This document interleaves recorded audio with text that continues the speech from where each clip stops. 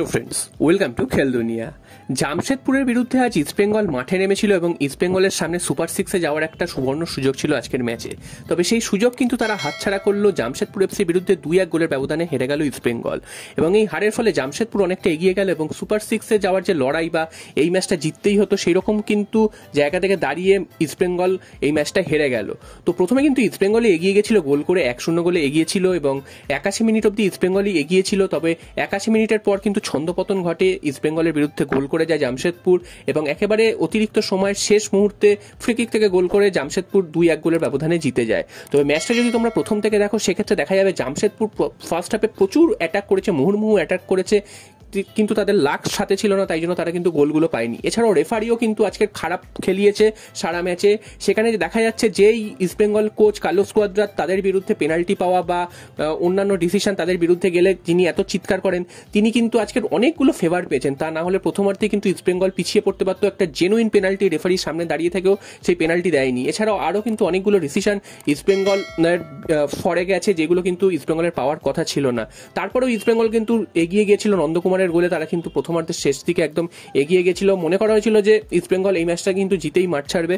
তবে সেকেন্ড হাফের একেবারে শেষের দিকে অর্থাৎ 81 মিনিট নাগাদ এসে কিন্তু ইস্টবেঙ্গল গোল হজম করে। সেটাও কিন্তু সুন্দর একটা গোল ছিল, ক্রস করেছিল এবং ক্রস থেকে কিন্তু ফ্লাইং হেডে গোল করে দিয়ে চলে যায় জামশেদপুর এবং একেবারে ইঞ্জুরি টাইমের শেষ মুহূর্তে কিন্তু 2 নম্বর গোলটা পেয়ে যায় জামশেদপুর। এর ফলে ইস্টবেঙ্গলের সুপার সিক্সে যাওয়ার আশা কিন্তু কঠিন হয়ে গেল। এখনও হয়তো সুযোগ আছে অবশ্যই, তবে তাদের সুপার সিক্সে যাওয়ার আশা কিন্তু কঠিন হয়ে গেল। তো দেখা যাক ইস্টবেঙ্গল পরবর্তী ম্যাচগুলোতে ভালো ফল করে এগিয়ে যেতে পারে কিনা। এবং ইস্টবেঙ্গলের একটা মিথ রয়েছে যে আইএসএল এ পরপর 2টো ম্যাচ কখনো জিততে পারে না, সেটাও কিন্তু সত্যি প্রমাণ হলো।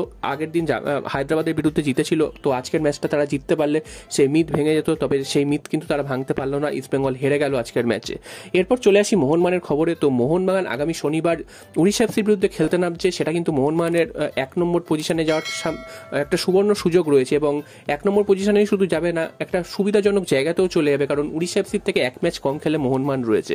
তো সেক্ষেত্রে উড়িষ্যা এফসিকে হারাতে পারলে 1 নম্বরে তো যাবেই, 2 পয়েন্টে এগিয়ে থাকবে মোহনবাগান এবং একটা ম্যাচ কিন্তু কম খেলে থাকবে।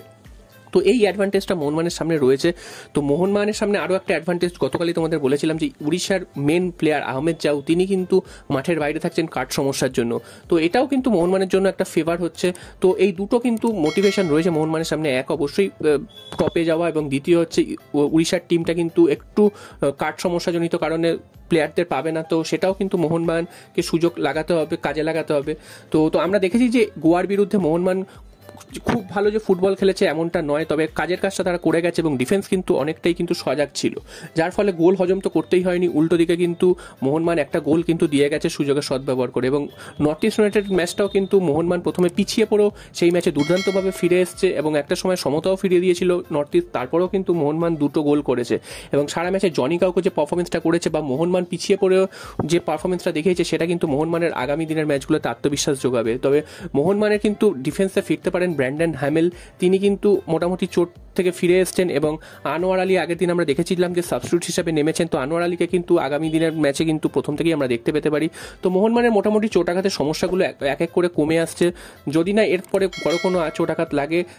তাছাড়া কিন্তু মোহনবাগান কিন্তু আবার তাদের যে পুরনো ফর্মটা সেই ফর্মটাও ফিরে পাবে এবং যে পুরনো টিমটা যে একটা সেট টিম হয়ে গেছিলো সেই টিমটাও আবার ফিরে পেলে মোহনবাগানকে কিন্তু আটকানো কিন্তু কঠিন হয়ে যাবে অন্যান্য দলের পক্ষে। তো দেখা যাক উড়িষ্যার বিরুদ্ধে পুরো 3 পয়েন্ট নিয়ে মাঠ ছাড়তে পারে।